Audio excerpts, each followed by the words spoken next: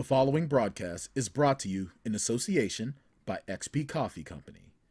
XP Coffee Company is the fresh brewed coffee made for gamers by gamers. Get amazing flavors like Choco Loco in 8, 12, or 16-ounce bags, or level up and get Illusion, Isolation, Nightmare, or the Majestic Throne blends in light, medium, or dark roast in whole bean, coarse French press, drip, or fine espresso in 12-ounce, 16-ounce, or 2-pound bags. Wow! Shipping worldwide. If you're in the U.S., go to usa.xpcoffee.co. If you're in Europe or in the U.K., go to www.xpcoffee.co. XP Coffee Company, for gamers, by gamers. What's going on, Tanimals? It is another week, another edition of the Tanndemonium Sports Show here on Vendetta Sports Media Networks. Make sure you go to vendettasportsmedia.com to get all of our content because it's all there. Everywhere, all over the site. We're actually getting a website overhaul coming up, so have your eyes open for that. Follow us all over social media. Just search Vendetta Sports Media all over the internet. We're the only Vendetta Sports Media that's out there. If there was anyone else, I'm pretty sure that Trey would probably find ways to go to their house and eat their pets. Speaking of Trey, we have two guests on to start the show off because it is NHL playoff season. And unfortunately for young Andrew Mack, it is not always sunny in Philadelphia in regards to the Flyers.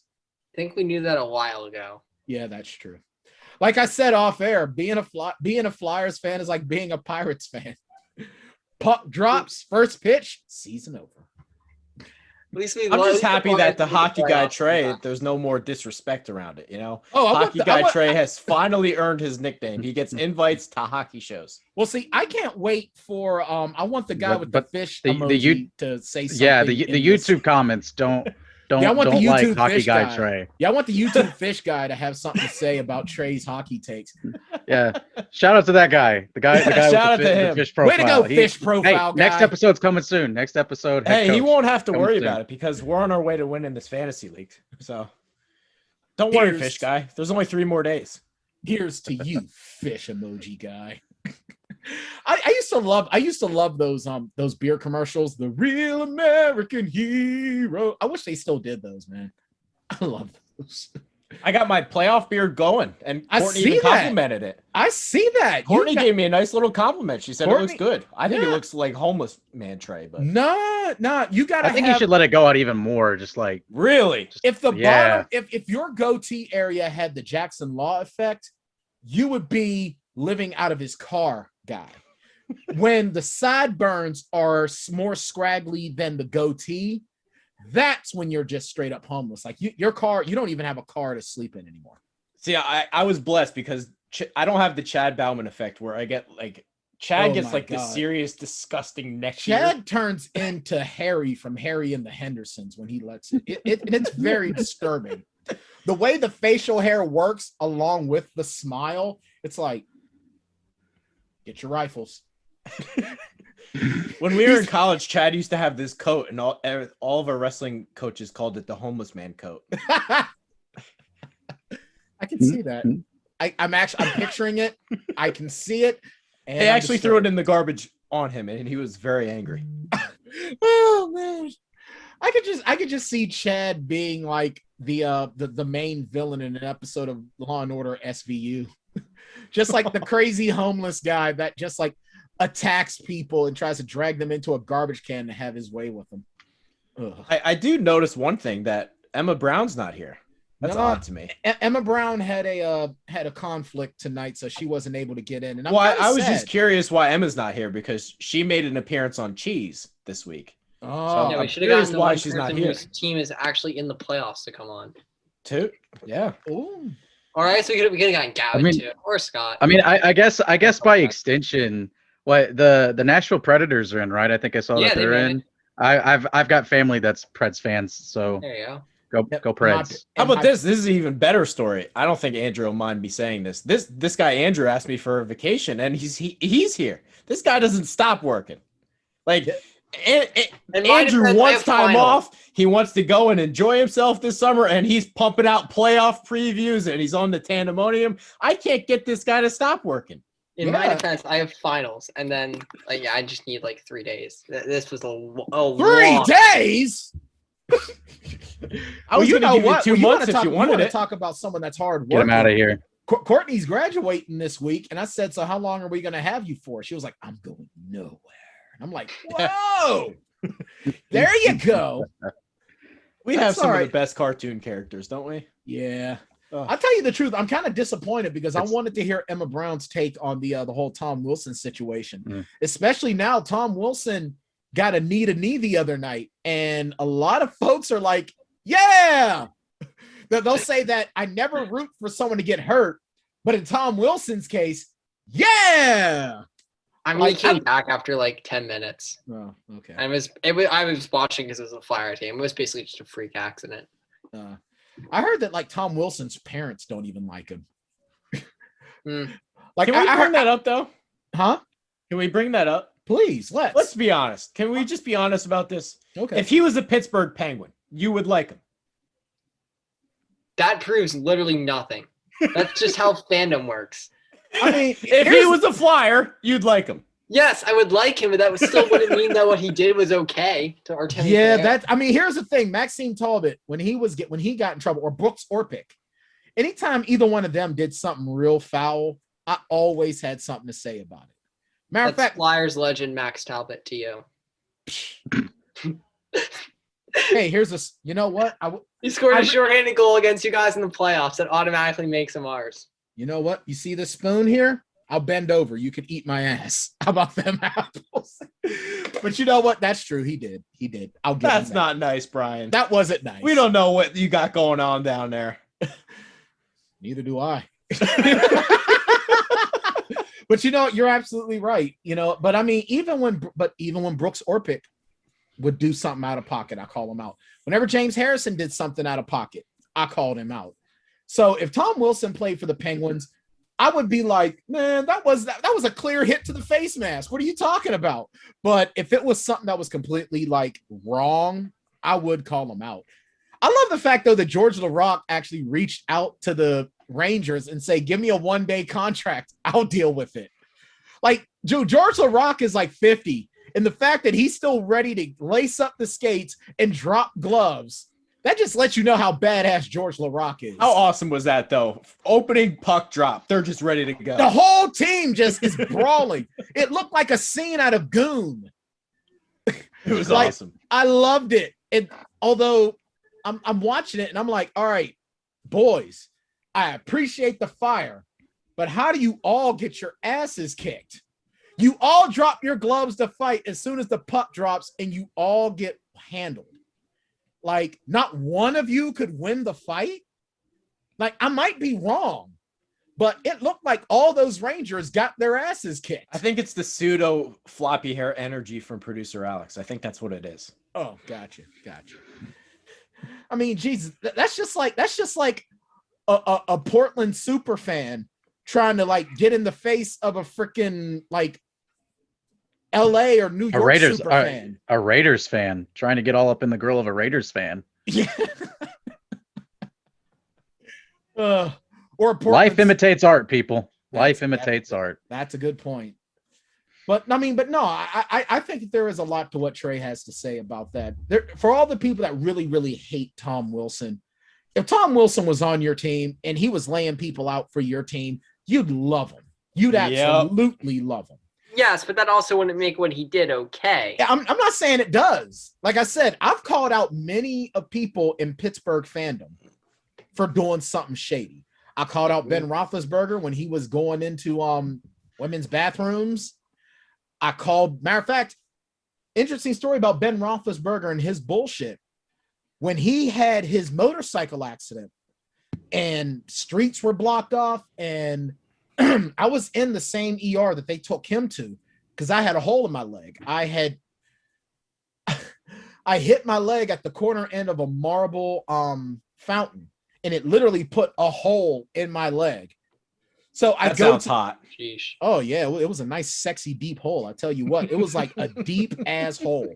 And then someone like poured peroxide into the hole and touched the leg, and blood and foaming peroxide just came flying out. I was like, that is the coolest Don't thing get I've me ever too worked seen. up now. I could not be seen by a doctor because Benjamin Aloysius Roethlisberger was in the back being tended to. So F him on that regard. But oh man. But so let's take a look because producer Are you gonna name your kid Aloysius? probably no, my son's not named Aloysius. I might nickname That him was a mistake on Aloysius. your part. Yeah, I should have named him Brian Aloysius Tan. But you know what? Producer Courtney, don't call a plumber. She got really in depth with our Flyers take tonight. I'm sure it was all because of young Andrew here being on the show. Yeah, and that honestly, that may have even been longer than my double overtime recap from last year's take that I wrote last night. Well, she cites your article. She does cite your article. Yes. So, oh man. So let's see here. The Flyers have only one stretch in franchise history from 90 to 94 of missing the playoffs in consecutive years. Yes, and let's keep it that way. I mean, honestly, like we don't need to talk too much about the Flyers right now, just because, like, obviously they're not the main story in the NHL. The playoffs are starting. We know the 16 playoff teams, and we've got the playoff matchups down here. So, I'm going to talk about the Flyers like just for like a second. I mean, obviously, this is a miserable season for them. COVID outbreak, terrible underperformance, missing the playoffs this year after almost making it to the Eastern Conference Final last year, coming up just one win short. So, a nightmare year for them. They're going to need to make some moves in the offseason. They need a big right-handed defenseman to help out in the top pair. They probably need a better backup goalie. They could use like a nice sniper. It's not as important as those other two holes, I would say. They're probably going to need to clear out some cap space. The expansion draft could help with that. They probably have to make a side deal to get one of their big contracts. But yeah, I mean, it's kind of the state. I mean, the Flyers, you could talk about them over the next 2 months, and not much is going to change probably between now and the expansion draft. So now you're talking about the expansion draft. Right now. Now you're talking about the expansion draft. It's it's only Seattle right now, right? Now there's gonna be a second expansion team coming, correct? No, there's not. So I mean, there were 30 teams, and then Vegas was 31. It came in a couple of years ago. Seattle's 32. Gotcha. Okay. So what did they end up? They call it the Seattle Kraken. Yes. See, I don't like that. Someone said I think it's solid. I wish they were called like the Seattle like bitch pigeons or something like that, or the Seattle rain pigeons. Someone on Twitter created like a whole concept art to make them the Rain City bitch pigeons, and it was the funniest thing I'd ever seen. I would have loved that. Like, I mean, it wasn't realistic, of course, but I would have also been down for that. I mean, I don't know. Let's ask Courtney. I want a woman's perspective on this. Courtney, would you have been okay if the Seattle team would have been called the Rain City bitch pigeons?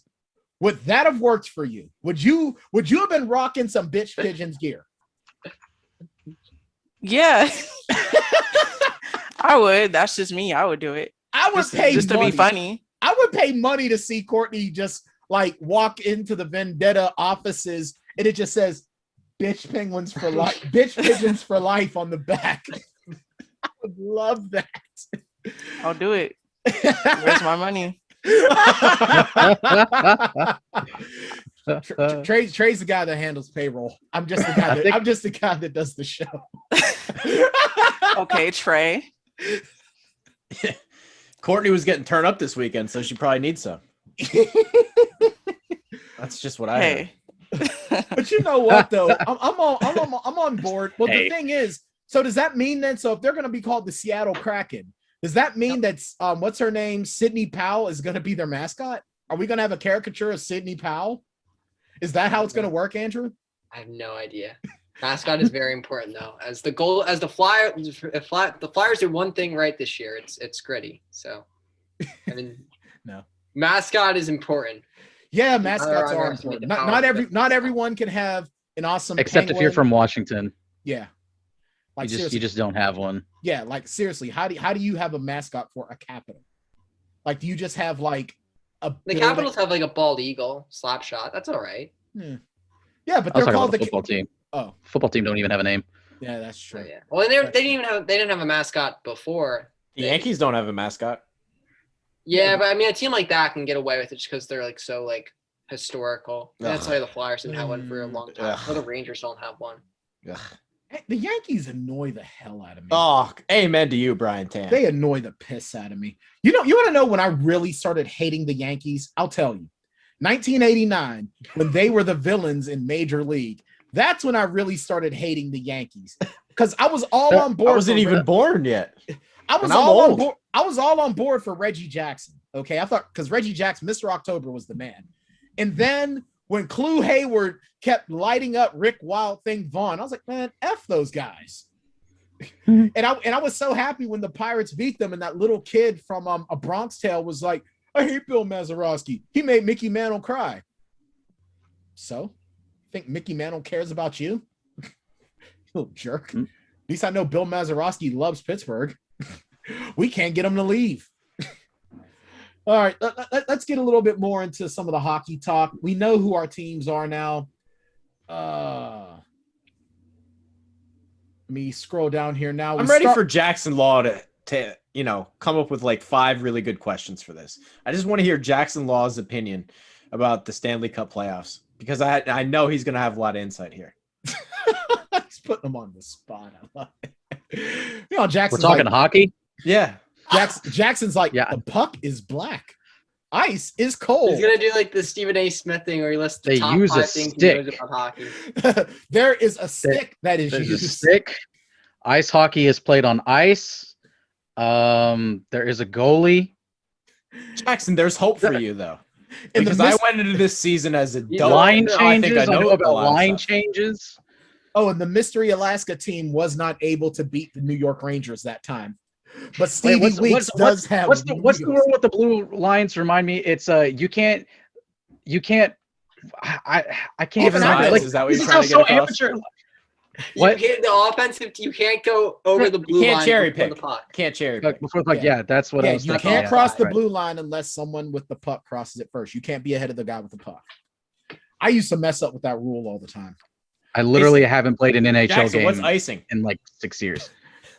Yeah, you got me, man. Icing isn't even as much of a thing as it used to be. I remember back in the day playing hockey games. It's when you get more ice on the ice, like someone throws ice on the ice. When you shoot, when you're behind the blue line and you shoot to the following blue line and it hits the wall, that's icing. Well, it's the goal line. You got to cross the red line.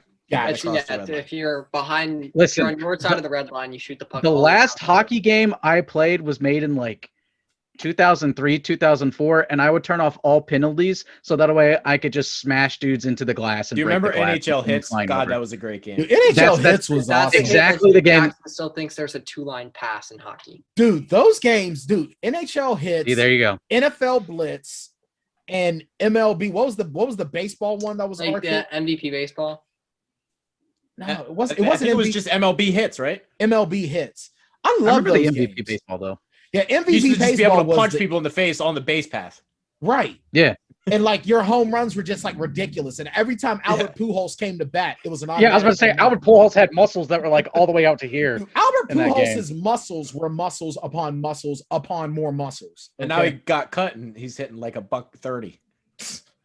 Someone tried to say the Pirates are going to get Albert Pujols. It's like, no, they're not. The Pirates are not signing Albert Pujols. They can't afford Albert Pujols. Not even this version of Albert Pujols they can't afford.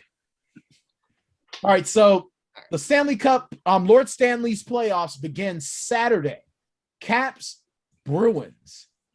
And the Caps, of course, will have the home ice advantage. The Bruins just clinched the 3rd seed in the East on Monday against the Islanders. Poor Ralph Macchio. He'll be okay. And so, yeah, there's that. Let me see here. Let me scroll down just a little bit more. So here are our playoff matchups as it stands right now. And Trey, I want you and Andrew's picks on who are going to win who's going to win these particular series and in how many games, and who's your MVP. All right. I'm going to start with young Andrew here. All right, so am I just going series by series, or are we alternating? I'm gonna go with this series. After you give your answer, then I'm gonna go to Trey. Okay, so Washington, Boston. No, I'm gonna start with number 1 versus number 4. Okay. The number 1 seed Pittsburgh Penguins versus the number 4 seed New York Islanders. Who do you have winning? How many games this series go, and who's your MVP? Got it. Okay, so As a Flyers fan, there's one thing I can tell you is that the New York Islanders are friggin' impossible to beat in the playoff series. And as a Penguins fan, you should know that just as well as I do because the Islanders eliminated the Penguins in the first round 2 years ago in 2019. The Islanders have been a little bit rough these last couple weeks. They lost their captain, Anders Lee, Notre Dame product, like myself, technically product in progress right now. But they lost Anders Lee. They tried to replace him with Kyle Palmieri, which seemed like a good fit, only for the fact that he's also a Notre Dame guy, but he's actually kind of struggled there. They haven't really used him in the top 6 very much. And the Islanders have been definitely the coldest team of this top 4 in the East that made the playoffs over the last couple weeks or so. The Penguins, obviously, very good team. We know all about them. Crosby, Malkin have been great. Jeff Carter has done outstanding since coming over from the Kings at the deadline. Their defense is pretty solid. Goaltending has been good for Pittsburgh this year, but it is unproven in the playoffs with Tristan Jarry and Casey DeSmith. Jarry, the starter, obviously, is really getting his first taste of the playoffs. I know he played a little bit in the bubble last year, but obviously that's not the same as normal playoffs with fans and all that stuff. Man, I really like the Penguins. I like that they have their top 6 is obviously phenomenal. They've been playing as a unit for a long time. They're a really tough team to beat, but man, I hate picking against the New York Islanders because I feel like they're always going to make me look stupid as they did in the second round last year when I picked my Flyers to get over that hump in 7. I think because I trust their goaltending more and because they're just friggin' impossible to eliminate from the playoffs, I got to go Isles in 7 here. All right. And as for a series MVP, it like I said, it's going to be goaltending. So I'd go with Simeon Varlamov, the Islanders starting goalie. He's had a phenomenal year, really. It's gone under the radar. I know part of that is a product of him playing in front or behind the Islanders defense, which is phenomenal. But he's been great. He was great for them in most of the playoffs last year. So I think Varlamov is going to play a key role if the Islanders are going to win this series. All right. Trey, what does you got? I think I'm going to go with Pittsburgh. I think the Islanders have gotten cold at the wrong time. And Varlamov, he actually just got hurt in that Boston game. I don't know what his status is. I don't know if they actually announced that yet. But he did leave in the second period in that game. So I'm curious to see what the status is of him. Because if it's just Sorokin during that entire stretch of the playoffs, that's a really tough pill to swallow there. Yeah, if Varlamov's out, that changes my prediction. Jeff Carter has been really hot too. He had a hat trick the other night. 4-goal game, actually. Yeah, which is insane for him. So I think Pittsburgh's just on a roll. They're the much better team, or I should say much better team as of late.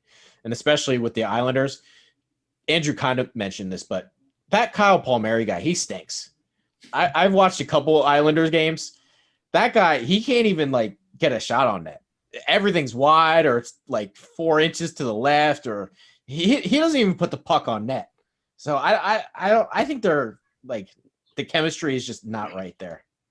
By the way, Barry Trotz said after that game last night, looking at this on the New York Post, about Varlamov, quote, he had a little strain. He could have finished. We said, let's not take any chances. If it was a playoff game, I'm pretty sure he would have finished. All right, never mind. Like he's okay. Right. So I didn't know for sure. The Islanders prediction then. All right. So you got the Pens winning. How many games did this series go, Trey? 6. All right. And who's your MVP? Ooh. Are you gonna? I'm gonna go. Playoff or hockey guy Trey has a little prediction here. I'm gonna go. Jared McCann has a little bit of a breakout series. I actually like that pick. I do like that. Jared McCann. Jared McCann is amazing. Jared McCann. I mean, I hear his name so much. Once Malkin went down, he really started to explode, and now that Malkin's back, I feel like he's kind of an under the radar guy that nobody will really pay attention to, but he'll get some fire going. You got anything, Jackson? I mean, I'll pick the Penguins.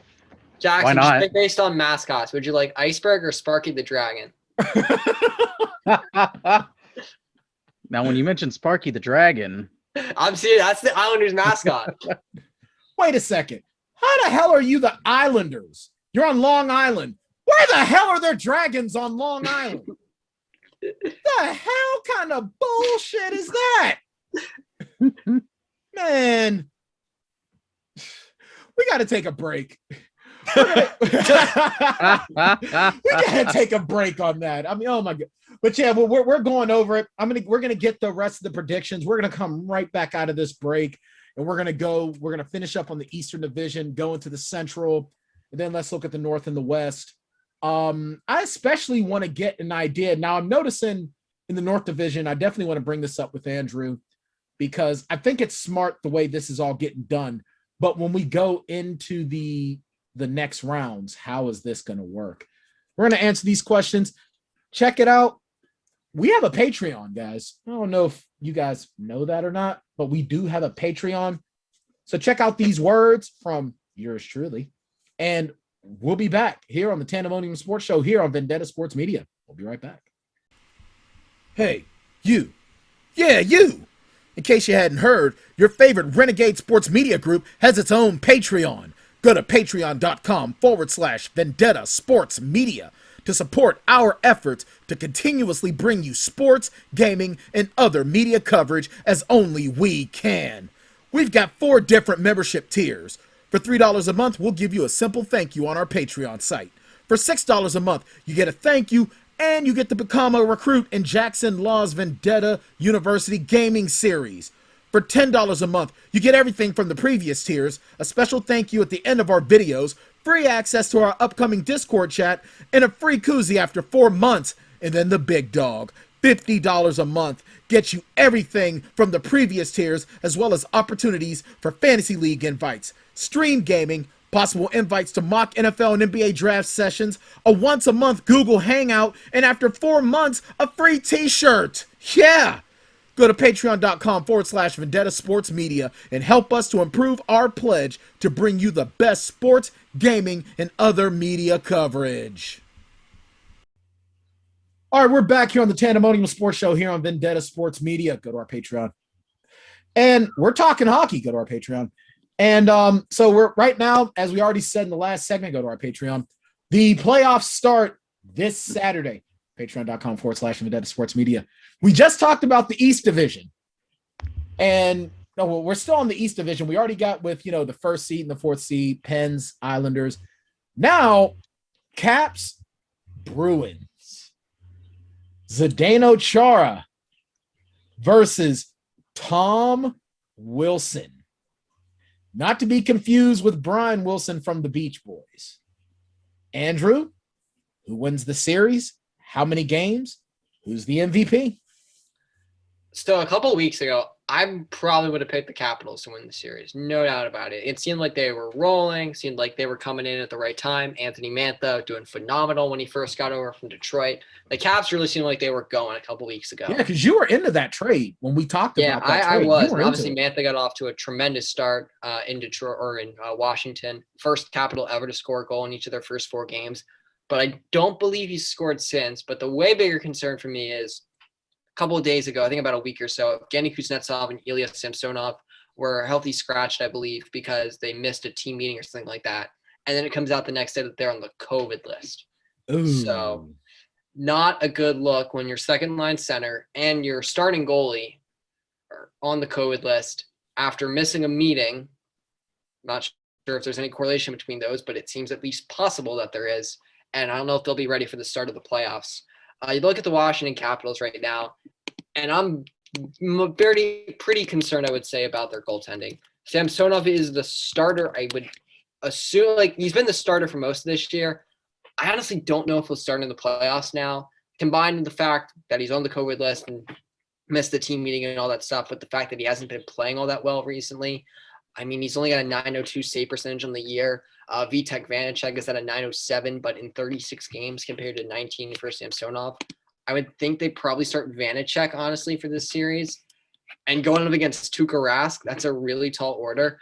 The Bruins have been absolutely on fire since this Taylor Hall trade, to the surprise of absolutely no one who did the tiniest little inkling of research into Taylor Hall.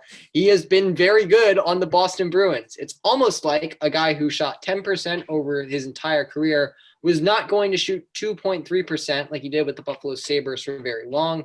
Sure enough, you put him with David Krejci and Craig Smith on a team that's actually good, and he's been on absolute fire. That overtime winner last night, thing of beauty. He's been great. The Bruins, he has solved, not only has he been great, but he's solved Boston's biggest issue, which is depth scoring. It's been a major struggle for them this year and over the last couple of years. You look at the 1 year since 2013 that Boston has been past the second round of the playoffs, which is 2019. They made it there to the Stanley Cup final because they had such great depth. They had Charlie Coyle going. They had Marcus Johansson that they got at the trade deadline along with Coyle. They had some other guys that were contributing in that playoff run, not just the perfection line. I feel like they've got a mix like that this year. They've been on fire lately. I got to go with the Bruins in this one. I think it could be a short series. I'm going to say Boston in 5. All right. And who's your MVP? Who's the guy? I mean, I'll stick with Taylor Hall on this one. I mean, like I was just talking about, he's been phenomenal since coming over from the Buffalo Sabres, contributing a ton. Has made that second line something to be feared, which it hadn't been for basically the entire season before he got there. So I'll stick with Taylor Hall for this first round. Does anyone throw hands with Tom Wilson? I mean, I would say, the playoffs, you get obviously way more intense games, but I feel like there's also a bit of a reluctance to fight. Just because you don't want to sit in the penalty box for 5 minutes and cost your team, be unavailable, have to play shorthanded in games that matter so much. On the other hand, it is Tom Wilson. I'll say yes. I'll say Wilson gets in a fight with someone at some point in the series. Is it Chara? Does Chara fight him? Well, Chara plays for the Capitals. He does? Yeah. Yeah. Oh, crap. I thought he was still a Be hard to fight his own teammate. Well, I mean, maybe. You could. You could if you really wanted to. Wow. Wow, where the hell have I been? Hockey guy Trey's on top of it, man. Hockey guy Trey is on top of it. All right, hockey guy Trey. Who do you got in this series? The Bruins are hot. That Taylor Hall guy, I've never said a bad word about him. He's just been my best friend since day one.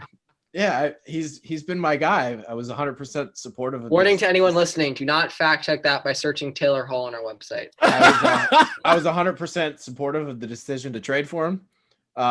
He's on fire. Andrew hit the nail on the head. Taylor Hall isn't worth the risk. Nothing like that. Never said that. Nothing along those lines. Never said that. Doesn't sound like me. Trey would never say anything derogatory about another human being, ever. No, that was my sister. Trey Lena. All right. So anyway, Andrew hit the nail on the head. Beyond the Pasternak, Marchand, Bergeron line, there are a lot of nights where earlier in the season you're like, nobody's scoring. Nobody's lighting up the lamp here if it's not them.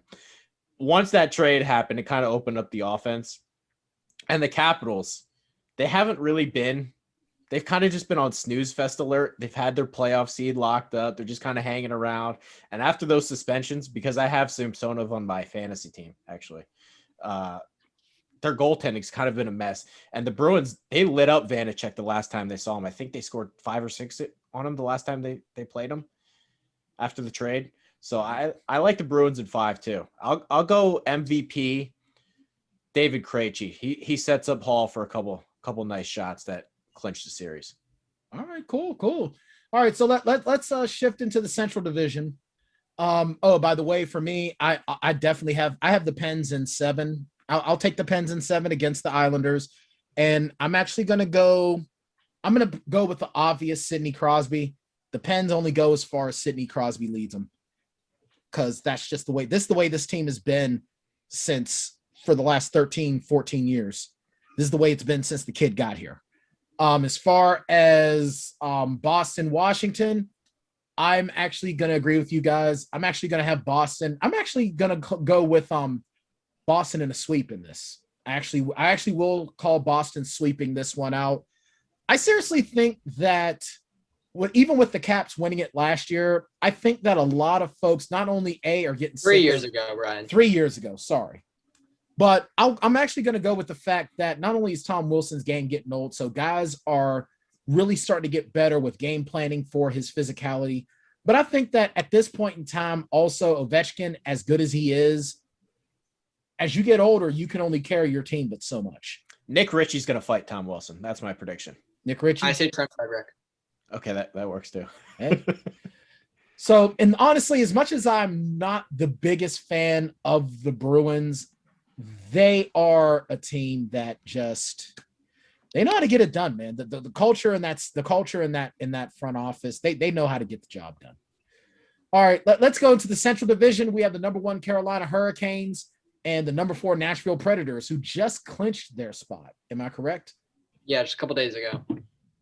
All right, so who do we have in this one? Well, what's your analysis?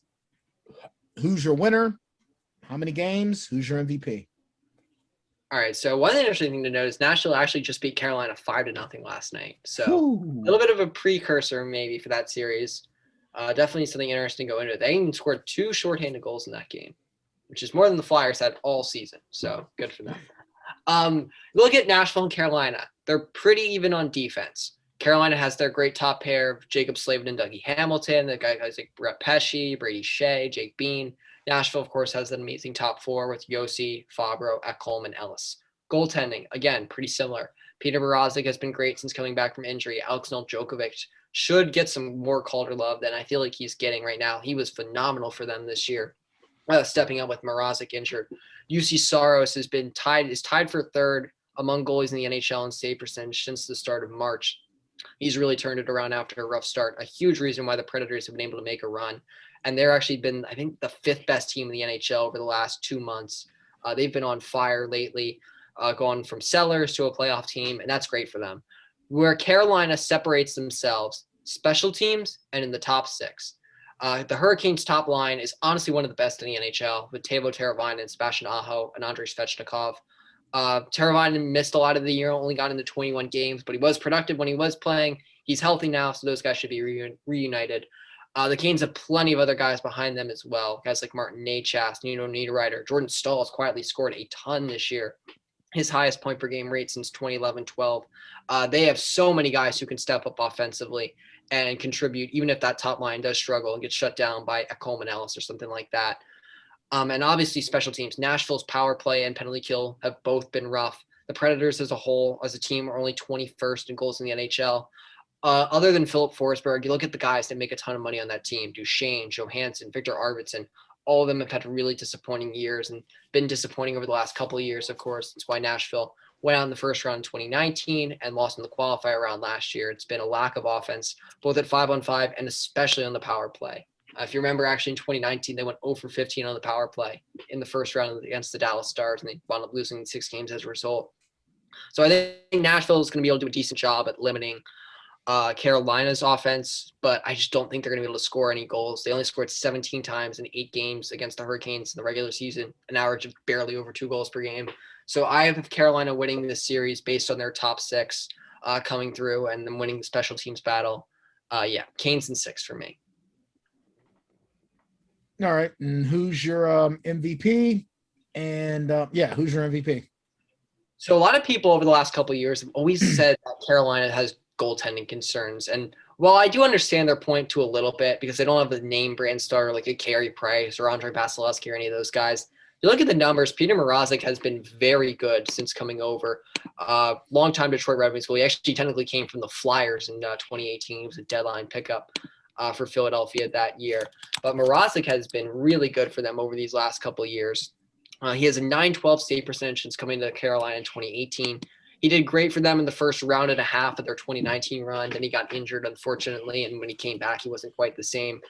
He's dealt with injuries again this year, but he's been healthy. He has a .934 save percentage, 6.9 goals saved above average on the year. He's been great for them all season when he's been healthy. He's healthy now going into the playoffs, and I think he's going to be a huge part of them shutting down Nashville's offense. Awesome. All right, hockey guy Trey, who do you got? How long? And who's your MVP? I think Carolina pummels him. I think it's a clean sweep 4-gamer. Carolina absolutely hammers him. And I think the reason in my head is the Hurricanes have the number 1 power play unit in the league. And I've watched a lot of Nashville because I have their goalie UC Saros in fantasy. They hang that guy out to dry a lot. There was a game a couple weeks ago, they were playing Florida, and the Panthers had 55 shots on net. And the only ones that went in were on the power play. Like they hang that guy out to dry. And if he's not on their team, I don't think they make the playoffs. I don't think they even come close to making the playoffs. So I think Carolina is just too offensively firepowered to where he's going to be able to save them by himself. I don't think Nashville can create enough offense that Matt Duchene guy, I don't know what he does well. I know he gets paid a lot, but I don't think he does anything well. And I think Carolina just has too many guys. Like there's not ever a 5-minute stretch where UC Saros is going to be able to sit there and say, well, I didn't face any shots. They're going to hammer him all night with offense. So I think it gets ugly. And I know that Nashville shut them out the other night, but that was a Pekka Rinne last game of his life game. So I think that was kind of a fluke. Fair enough. Now My MVP, by the way, is going to be the other Carolina goalie, the Delkovich. I think he's actually better. I mean, maybe, but I feel like they would probably go with Mrazek. Got way more experience in the playoffs. I think Nedeljkovic is nasty. I don't disagree with you, but I think Mrazek is good too, and he's been their starter the last couple of years. He's got playoff experience. I would be stunned if they go with Nedeljkovic to start, but if Mrazek struggles, I could see them giving him a quick hook. All right. Well, let's go into the state of Florida, aka Hellsville, because everything is weird out of Florida. Last year's Stanley Cup champions, right? The Tampa Bay Lightning, the number 3 seed against the Florida Panthers. The Panthers representing the entire state of Florida versus Tampa Bay, which is, I guess, coastal Florida. Who do you got, young Andrew? How many games does it take, and who's your MVP? Regardless of what happens, I feel like the first thing you have to say is this has been an amazing season for the Florida Panthers. No one thought they would be anything more than like a fringe playoff team going into the year. And instead, they start off with a 7-game point streak, and they just never slowed down. Even with their top defenseman, Aaron Ekblad, breaking his leg in pretty gruesome fashion a month and a half ago or so, they've been just as good since he got hurt as they were beforehand, which is absolutely incredible to see. It's great for the Panthers, too, just because – I mean, everyone knows that Florida's been one of like the joke franchises in the NHL for the last couple of years. They haven't won a playoff series since 1996. Their attendance is usually near the bottom of the league. So to see those guys stepping up and having a huge season, and that's the core has never been the problem there. Barkov, Huberdeau, those guys are both great. Huberdeau is 9th in scoring in the NHL since the start of the 17-18 season, right ahead of some guy named Sidney Crosby. Barkov is right ahead of a guy named Alex Ovechkin. Don't know if you've heard of him. And Barkov's probably Selke this year is the best defensive forward in hockey. The key for Florida has been the reinforcements that they brought in over the offseason. A lot of small moves, bringing in guys like Carter Verhaeghe, Anthony Duclair, Brian Zolgai, Patrick Hornquist from Pittsburgh.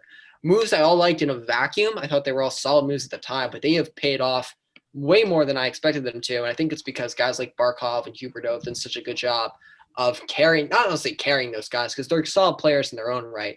But they've been absolutely driving the bus for Florida this year.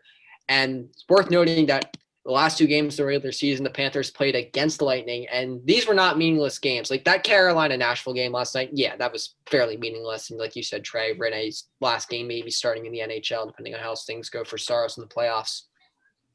But those were not meaningless games between the Panthers and Lightning because they were going to determine home ice advantage. Tampa Bay needed to win just one of the games to have home ice, which would have been huge for them because they're tied for the second most home wins in the NHL. And instead, Florida pummeled them by a combined margin of 9-1. So I really like the Panthers going into this series, but without Aaron Ekblad, I just don't think I can pick them to win this because Tampa Bay obviously has so much firepower. Looks like they're going to get Nikita Kucherov and Steven Stamkos back. They haven't had Kucherov all season, and they're still 3rd in the league. So the fact that they're going to add the 2019 league MVP to this roster, which is already very, very good, is really, really scary for me. And Florida's defense, while they have been much better this season than in years past, without Ekblad, it's going to be really tough for them to shut down those top guys from Tampa Bay and also help produce on offense as well. And for that reason, got to go Tampa Bay in 6, as much as I want to pick the Panthers. Fair enough. All right. Hockey guy Trey with the hockey beard. I think there's a little bird in there around the chin area. Probably is. I was eating a burger the other day. There was mayo all over me. It was disgusting. That is I can't wait to get rid of this. Thursday, it's coming off. Good. When I can officially announce myself as the champ. But this is the hardest one for me to pick, actually. Just because I don't know if you can flip that switch in hockey. Like Andrew kind of pointed this out already. I watched both of those games because I was playing against Vasilevsky in fantasy. They pummeled his ass and they didn't slow off the gas. Like they were up 4-0 and they just kept coming at him. They didn't stop. And it kind of felt like Tampa was like, can we just get to the playoffs already? I'm done with you guys. Like they're just like, Florida's just like that annoying bug. Like, get away from me, please. I don't want to deal with you right now. Can you flip that switch? Because Florida, they got something coming for you. They're not afraid. So this is the hardest one for me to pick. I'm gonna stick with Florida just because I don't know which Kucherov you're getting. Stamkos being out worries me. And I do think Florida has something interesting. That Sam Bennett acquisition, he's been really good for them since he came over. And I think Mackenzie Weegar is a sneaky MVP here. Okay. Since Ekblad has gone down, he's been really good. Now, I don't know about their depth defenseman, but on the top line with him, he's been awesome both ways. Yeah, I actually read about Weegar in the series preview. He's been absolutely phenomenal for them, both with Ekblad, before Ekblad went down, and without. He's one of the most underrated defensemen in the NHL, in my opinion. All right. We only got a couple minutes. We got to go into our final break to go into our last segment. For me, I'm going to go with excuse me. I'm gonna go with the Carolina Hurricanes, and I'm gonna say I'm probably going to say this is going to be a short series, just from a lot of what you guys have said and from what I have seen. Plus, I'm never going to count Jordan Staal out. I'm still kind of sad that he's not in Pittsburgh anymore. So, and I'm actually going to call Jordan Staal as my MVP. He's low-key had an amazing season. He has. He's always been good defensively, but he is scoring. He has it's the highest point per game pace since 2011-12, which I believe was his maybe second to last year with the Pens. Yeah. Yeah, you're absolutely right. As far as this Florida Tampa Bay series, this is tough for me because I'm a casual fan at best. But for me, I have to say there's something about winning it last year. You know how to get the job done this time. You know what to expect. You know what you're doing. Experience counts, no matter what. And as far as Trey, you're asking the question, can you turn it on? A lot of guys have done it. I can't remember which season it is. Andrew will probably remember when the Pens went into the playoffs as a top. They were a higher seed than the Rangers were, and the Rangers turned it on and trounced them. I remember probably 2014. Was that round 2 they lost?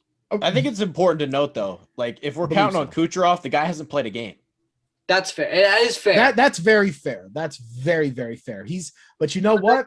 You are a great team without Kucherov, as they've proven. And the thing is, though, Terrell Owens broke his leg, and if he's not in that Super Bowl, the Patriots win by way more. Over. I'm taking it further back in time. But also, I'll say series MVP for me. I forgot to mention that Braden Point. Since he's the one Tampa superstar up front who I don't. I love saying his name when he scores. All right, we're gonna shut this one down. This is the end of the segment. We're gonna go into the final segment. We're gonna try to get these last 2 rounds situated and go from there. This is the Tanndemonium Sports Show here on Vendetta Sports Media. We'll be right back. The following is brought to you in partnership by Symbol.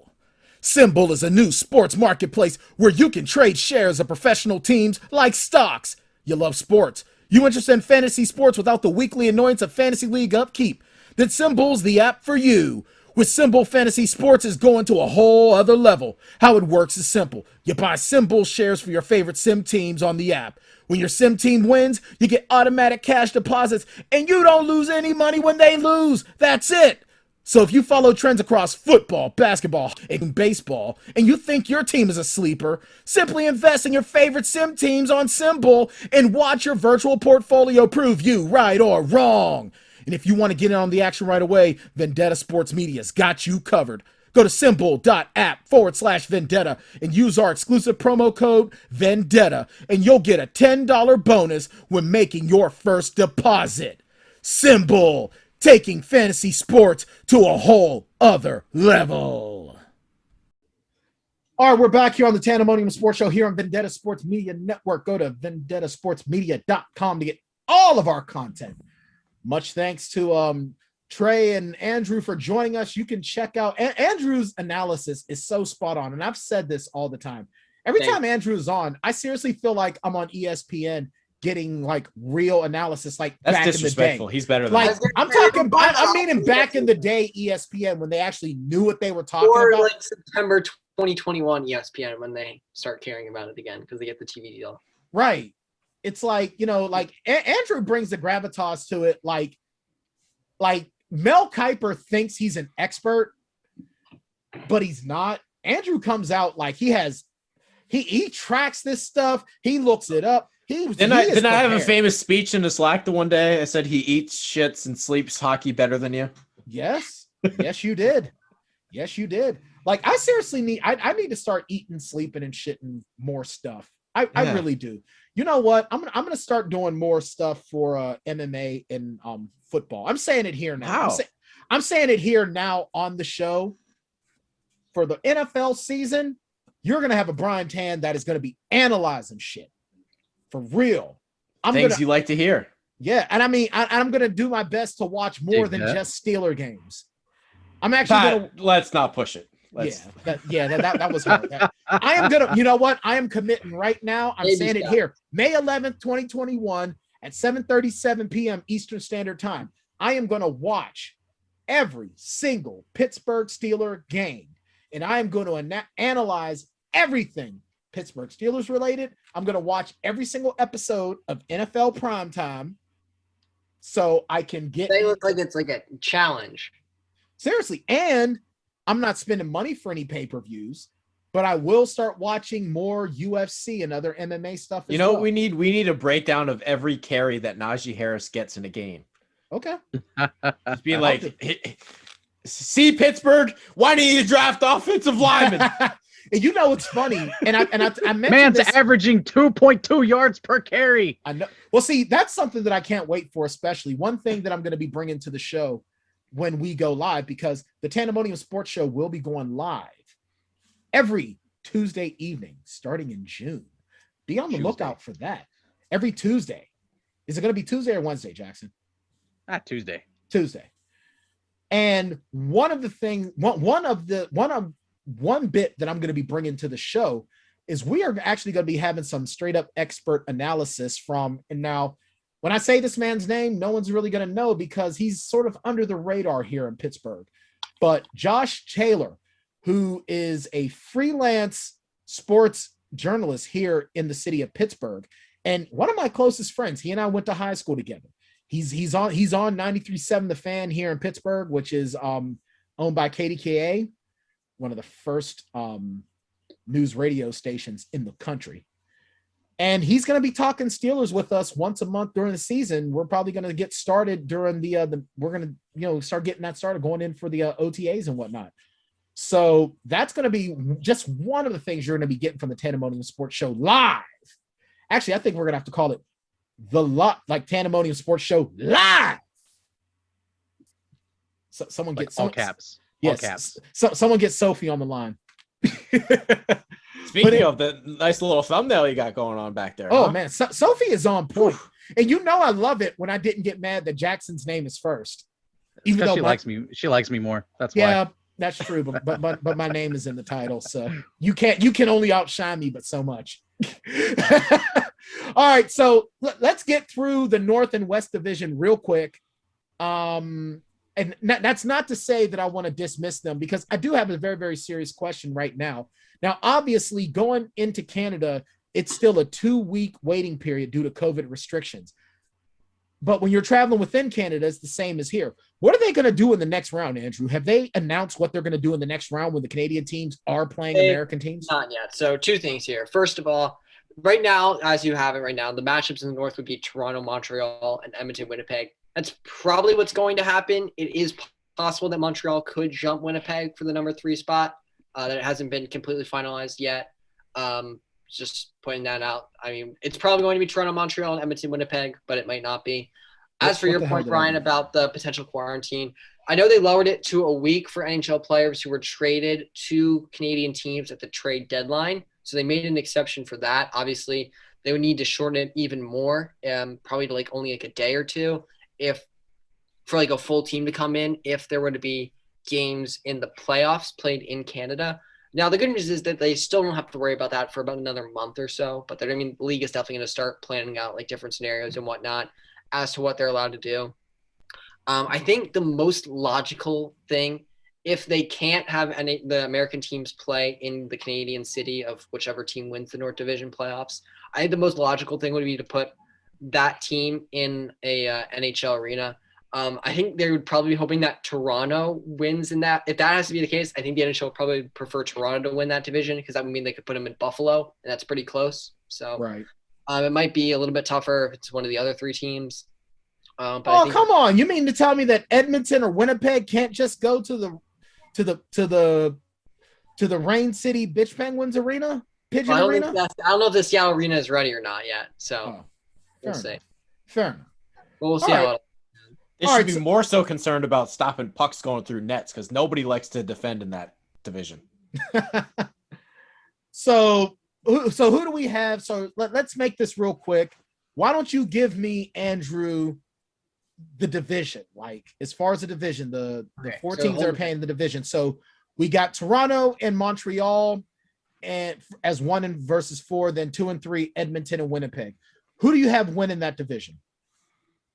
Since the start of the season, the Maple Leafs have been the best team in that division, and I really don't see a reason why they would stop being that other than their past playoff failures, which are definitely past playoff failures, and if Connor McDavid that's true. That is hurt. also true. Although it's worth noting that the Maple Leafs were as decent at shutting down McDavid as I guess you can be. I know there was the Maple Leafs and Oilers early in the year played 3 games consecutively and held the Oilers as a team to 1 goal, which I don't believe McDavid scored. So they've at least proven that they can do it a little bit. But what I think separates Toronto from the rest of the division and separates this year's Maple Leafs team from years past is that they're a much more well-rounded team. I think they saw what Tampa Bay did last year in acquiring some gritty guys like Blake Coleman and Barclay Goodrow at the trade deadline and the success that it had for them in the bubble and figured, okay, we have a skilled team like Tampa did before. We've come up short like Tampa did before. Let's add some grit and tenacity like Tampa did and see if it works out for us. And so far, the returns have been positive. They brought in Wayne Simmons in the offseason, brought in Zach Bogosian. They traded for Nick Foligno at the trade deadline from Columbus. They've got a nice mix top to bottom, very deep up front. Their defense has been solid. Goaltending is the biggest X factor for them. I like what Jack Campbell has done this regular season. He has never started a playoff game before in his career, so it's going to be a unique test for him, no doubt, although the Canadian teams still don't have fans, so a little less intimidating atmosphere in terms of going on the road for him and whatnot. But I really like the Maple Leafs and how they've played this season. Like I said, they've been first place basically from the first game of the season throughout, wire to wire. And right now, they haven't given me a reason to think that something is going to happen that will prevent them from being first, so I'll keep them there. All right, so you've got Toronto coming out of the North Division. Yep. All right, Trey, who do you got coming out of the North? I like Edmonton. I think Edmonton's sneaky good. Well, I shouldn't say sneaky good. I just think they've gotten a bad rap because people say they don't have a lot behind McDavid and Draisaitl. But their goalie, Mike Smith, I don't think he's terrible. He's just old. No, he's been phenomenal this year, actually. Yeah, he's not bad. He's just old. And he's got a neck beard that's worse than Bauman's. Bauman, hashtag Bauman's neck beard is criminal. Yeah.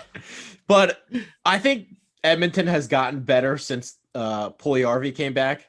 He was not good and then injured during the early stages of the year. I think Edmonton's going to be the team that comes out, and I would probably maybe even say Winnipeg, but since Nikolai Ehlers went down, their offense has been atrocious. And that team has been trending in the wrong direction lately. Since Ehlers went down, they've been just god-awful.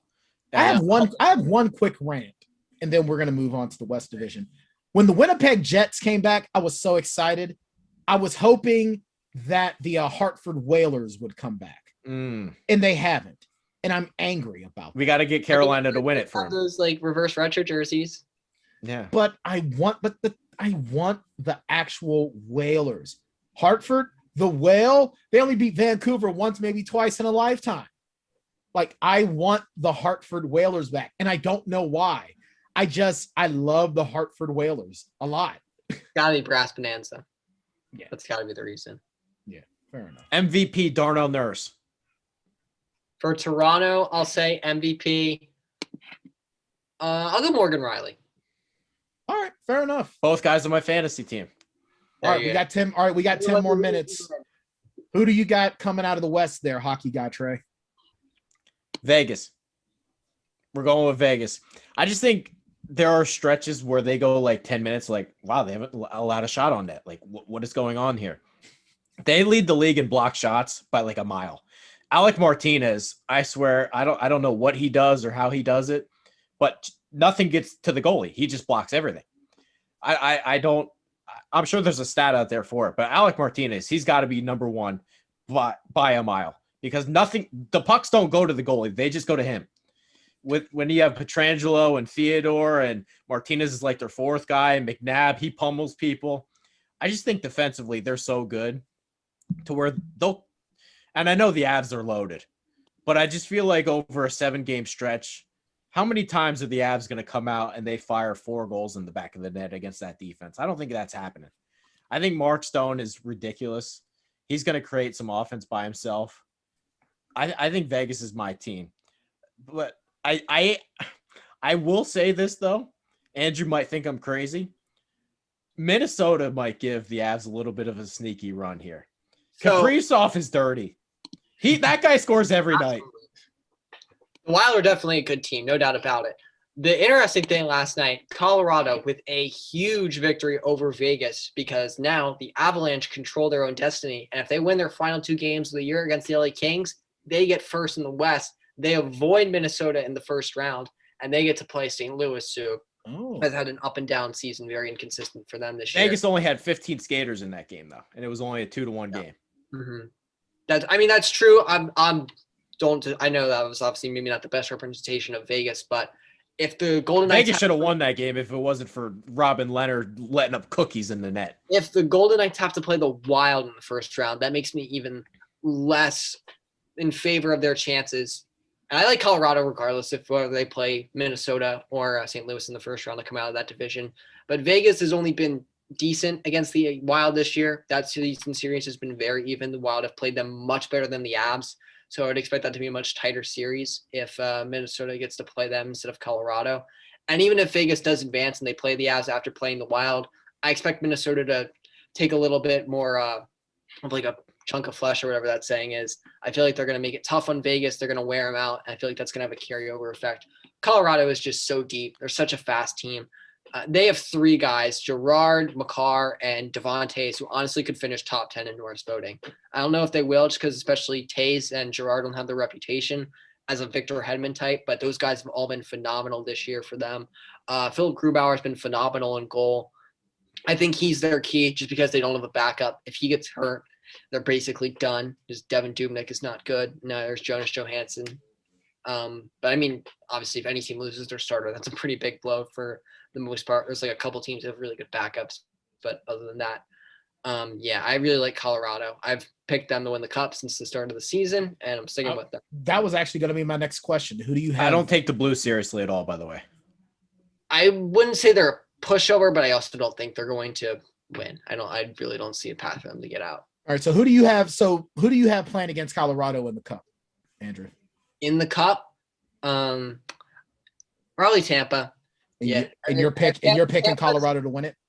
Yeah, I feel like Tampa's biggest tests are going to be the first 2 rounds. Not because Florida and Carolina, who they would probably have to play in the second round, are necessarily better than who they'll play in the Final 4. They might be, depending on who they match up with. But just because it's going to be a test for them to get guys like Stamkos and Kucherov at full strength for these first round or 2. I think once they get going a little bit, start to get used to it again, get the feel back, especially Kucherov, since he hasn't played in so long, that they're a team that's going to get better as the playoffs go along, unless, of course, they go out early and they don't get the chance to do that. So I feel like Tampa is kind of in a unique spot where I feel like they're either going to go out in the first round or they're going to go at least to the third. or maybe the fourth. I'm going to say they lose to Colorado in the final as my preseason pick, and I'll stick with it. All right, hockey guy Trey. I'm going with Carolina over Vegas. All right. I think Carolina, they're just so fun to watch. They have all these young guys that are just buzzing around. So I think Carolina's, I don't know what the word is for them, but they're just young and they have a ton of energy. And they have plucky attitudes. Yeah, they fly around. Bunch of jerks. I'm disappointed that none of us are picking like one of like the weird Stanley Cup finals that could happen this year, like Bruins Maple Leafs or something like that. Because remember, we could have a weird Stanley Cup final this year because we don't have the usual East-West distinction. Well, here's the thing: I'm picking Pittsburgh, Vegas, and I am actually You're such a homer. I really am. No, he's not a homer because he's gonna pick Vegas. That's how he proves he's not a homer. Here's the thing, though. I love Marc-Andre Fleury. Marc-Andre, the flower always comes up big in the playoffs for the most, at least the last few years. So I'll actually say that the Knights eke it out. Wow. The Knights eke it out in 7. I don't trust Tristan Jarry. I think that guy can't stop a nosebleed. Neither do I. And that's the thing. Every time I tell Sharon, now here's the thing. Sharon is the hockey fanatic in the house. Sharon knows hockey. Like, she knows it. And every time I say, hey, the Pens lost, who the hell was in net? Jarry. That's why. Sharon hates Tristan Jarry with a passion. I think he stinks. Yeah, I'm not a fan. I seriously think going with Tristan Jarry over Matt Murray was like the wrong call. It was absolutely the wrong call. Granted, Matt Murray was starting to come apart. Have you seen Matt Murray's numbers in Ottawa? No, not good. Not good. Not good is an understatement. So maybe I'm wrong. Maybe I'm wrong. This year, maybe Jarry is just better than Murray, but they need to get someone else. No, I think Casey DeSmith might be their best goalie, and he kind of stinks.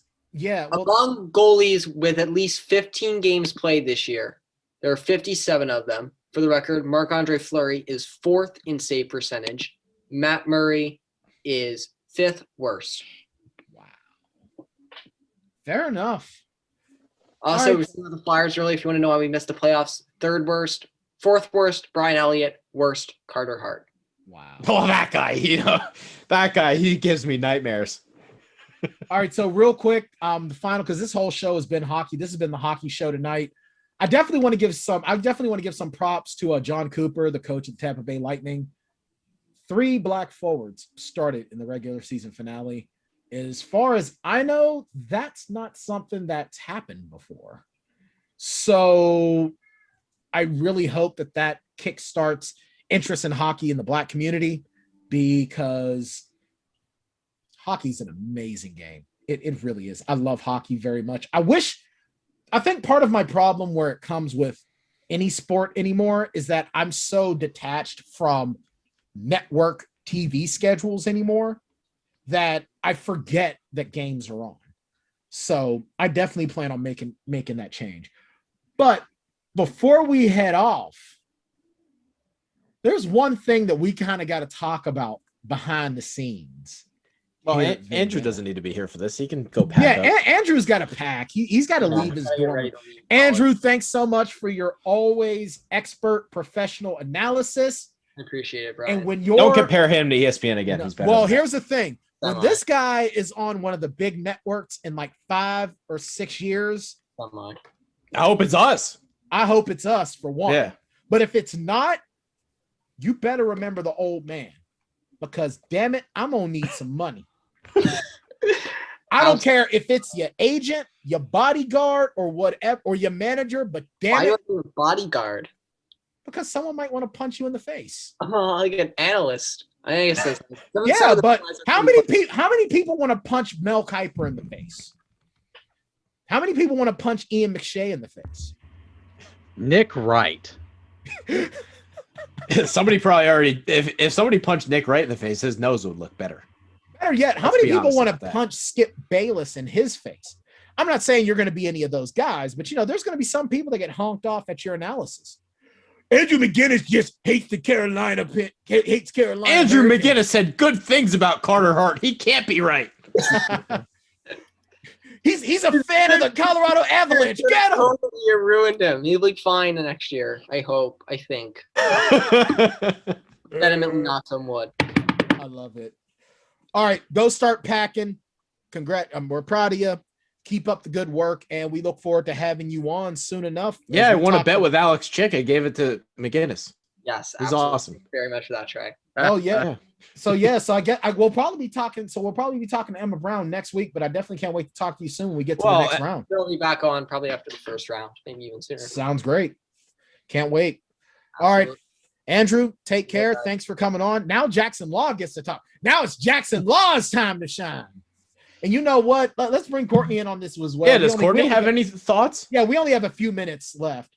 So there was almost a civil war in the Vendetta Slack. And it was all started by the man. Well, it was not started by Jackson Law, but it was almost perpetuated via his influence. And that's what almost got me into it. Because I even said, are we cool, bro? I'm taking rings off. I'm taking bracelets off. It's time to go. Now you got to throw those things on. Well, here's the thing, though. I don't want to hit no one with this ring because I might hurt myself as much as them.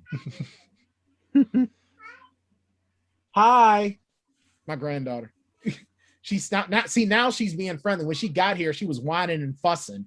And now that I've been back here for like over an hour, now it's hi. It's like That's just kids, man. That's you just were kids. so rude when you first got here. Now you're being friendly. Man, I'm about to throw Blue's Clues right out the window. That and that goddamn bubble guppies. No, she comes over, right? And it's bubble. It's like bubble guppies. You know what? I can't wait till Jackson Law's kid wants to watch bubble guppies all the time. I want him to feel my pain. But anyway, so there was almost a war, Jackson. You want to talk about that a little? You want to talk about it a little? Want to get it started? I mean, it's nothing now. It's over now. Yeah, but see, Trey loves it's finished. Trey loves conflict. Like That doesn't sound like me. Please. I heard one Nah, not at all. Not at all. Okay. there was an argument at a Man, even Courtney sandwich calling shop you out. once. Sheesh. And Trey was like, oh yeah. Come on now. Even Courtney knows you're full of it. So walk us through what happened, J-Law. This is your time to shine. I mean, it was just a disagreement about something on the YouTube. And it was with the fellas over at the All Day Everyday show. But we have since hashed it out. Producer Alex and I will be hugging it out and smoking cigars on the golf course when we go to Vegas.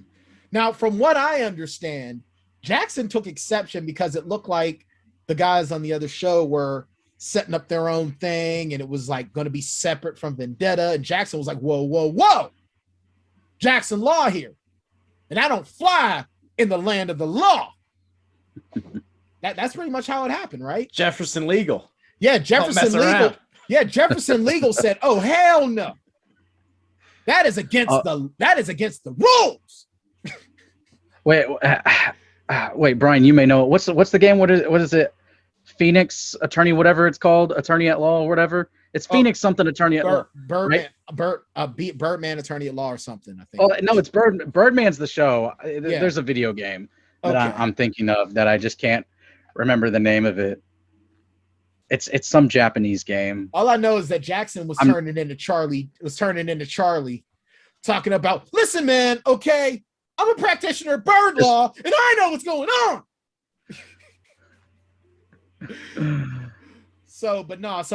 I told Jackson, I said, do we have a problem here?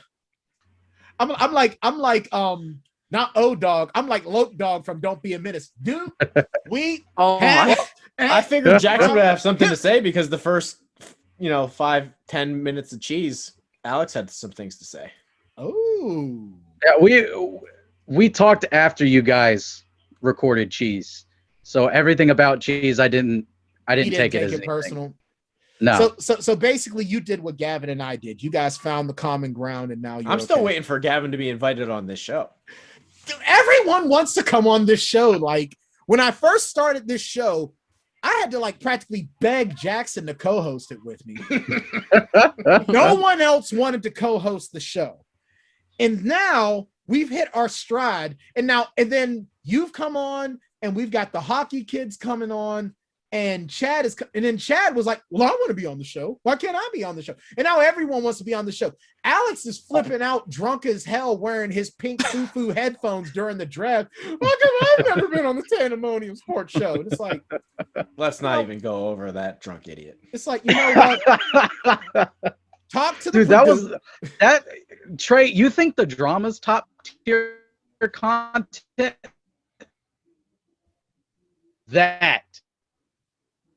That was funny. It wasn't funny for me.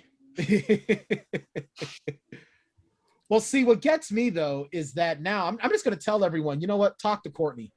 If she feels. What's Courtney's thoughts on the situation? Yeah. What do you think, Courtney? How do you feel about everybody wanting to come on this show now? I want to know what her thoughts are from the all day, everyday show. Yeah, having their own separate YouTube channel. Yeah. What's up with that, Courtney? How do you feel about that? What's up? Guys, so I hate to be that person, but I completely missed it. Well, you were busy doing stuff. You were doing stuff.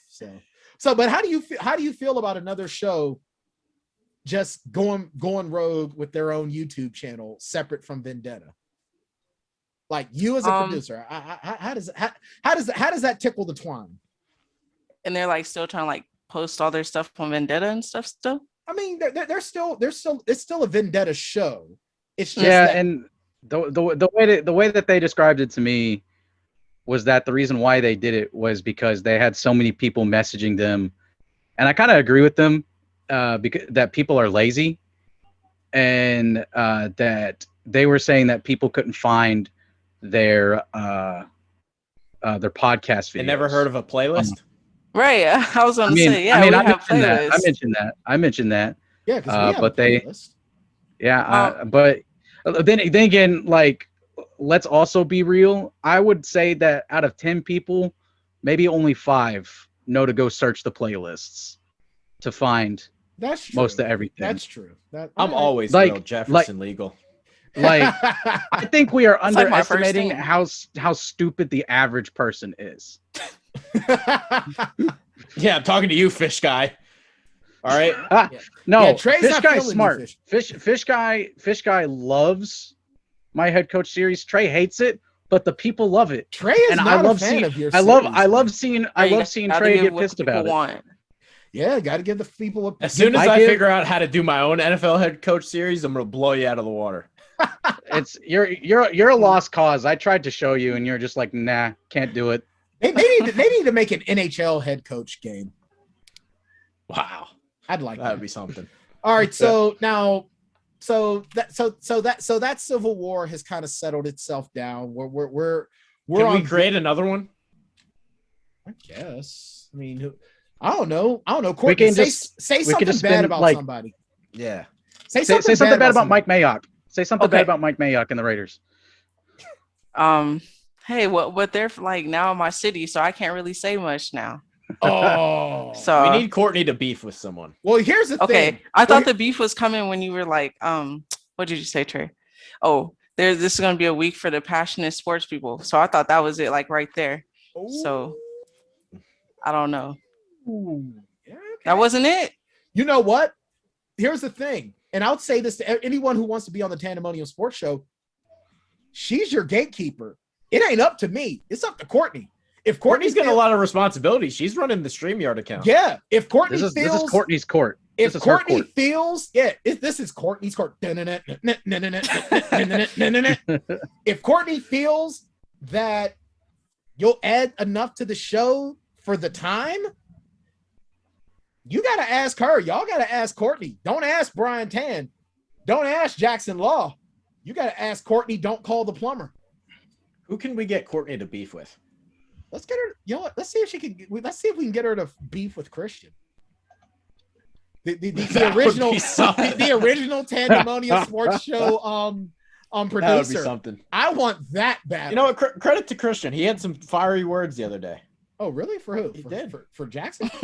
No, he was just going on. He's like, he wants his own cubicle in the office that we have. He Yeah. wants to hang up jerseys behind him. What makes him think that he deserves a cubicle? He was on one yesterday. He's gonna be sitting there with a job in our office smoking cigars. He said he's got a full-time job. He does. That's With news us. to me. That's what he said. That's what he news said. to me. I'm HR, and this is news to me.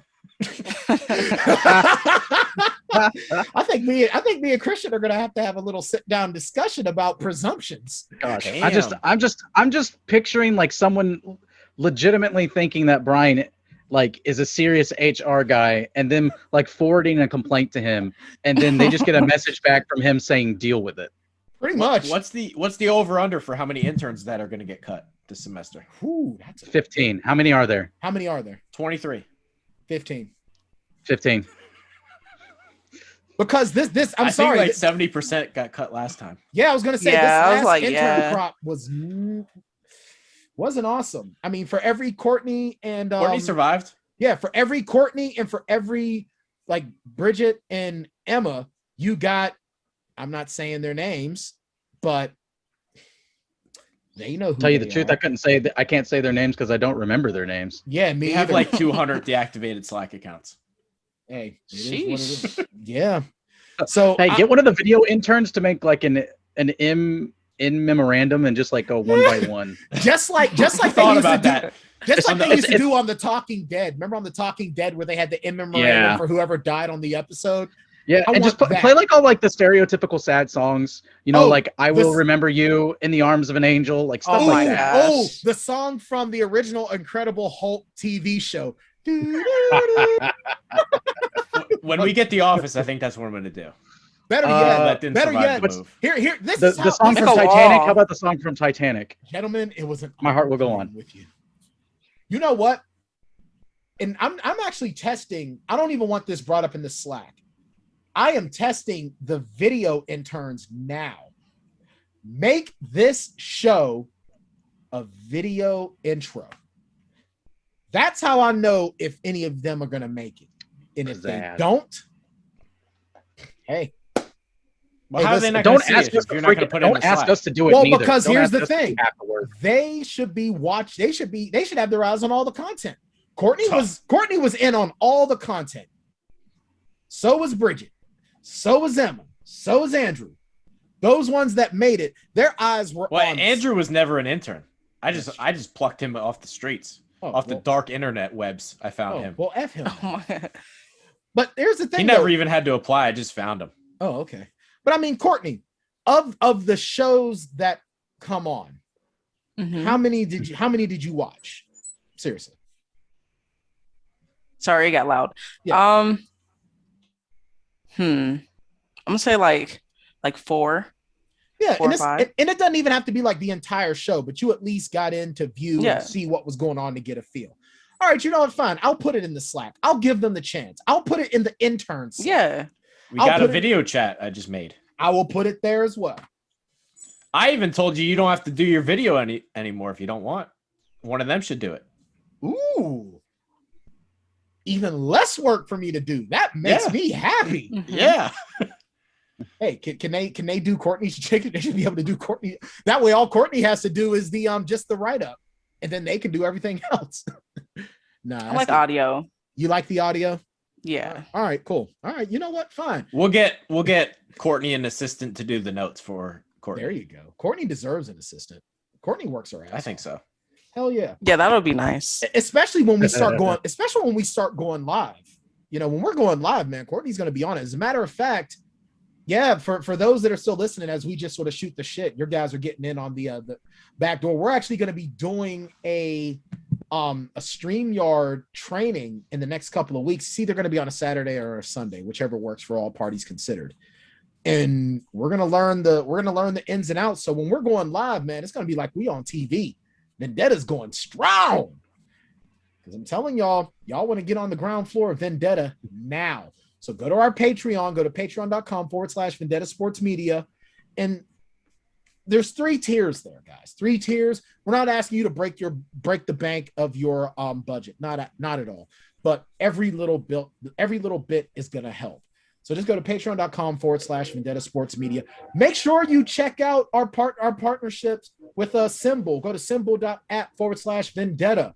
And if it's going to be your first time putting money into your account, use our promo code Vendetta and you will get an extra $10 in credit. And make sure you check us out because we've got the Symbol stuff all over the website. Who you should be buying, who you should stay away from. My God, the Sim NFL has been blowing up post-draft. Check out some of these amazing articles that are being written. As a matter of fact, Jackson, aren't we going to have our homeboy Cameron Manning coming on next week to start talking Symbol? Sometime soon, probably. Yeah, we're going to talk. We'll stay in touch. Yeah, we're going to talk about how the NFL draft has actually really caused things at Symbol to really start heating up. Matter of fact, some of the guys that are trying to get on the Tanndemonium Sports Show, maybe they'll get in touch with Courtney and give us some of their Symbol analysis as well. That'll get you on the show. But yeah, get on the ground floor of Vendetta, man, because this is the summer of Vendetta. But with that, we're out of time. Thanks a lot, Trey, for coming on. Trey, the hockey guy. Matter of fact, we're going to be talking some baseball with Trey in the next couple of weeks as well, because it's so boring. It's so boring. But I can't wait though. The Albert Pujols thing is really interesting. I don't want to talk too much about Albert Pujols until we find out. He should have been cut 3 years ago. See, that's something I want to talk about as well. That hurts, man. Hurts. Hurts to see him go down like this. Yeah, same here. But you know what?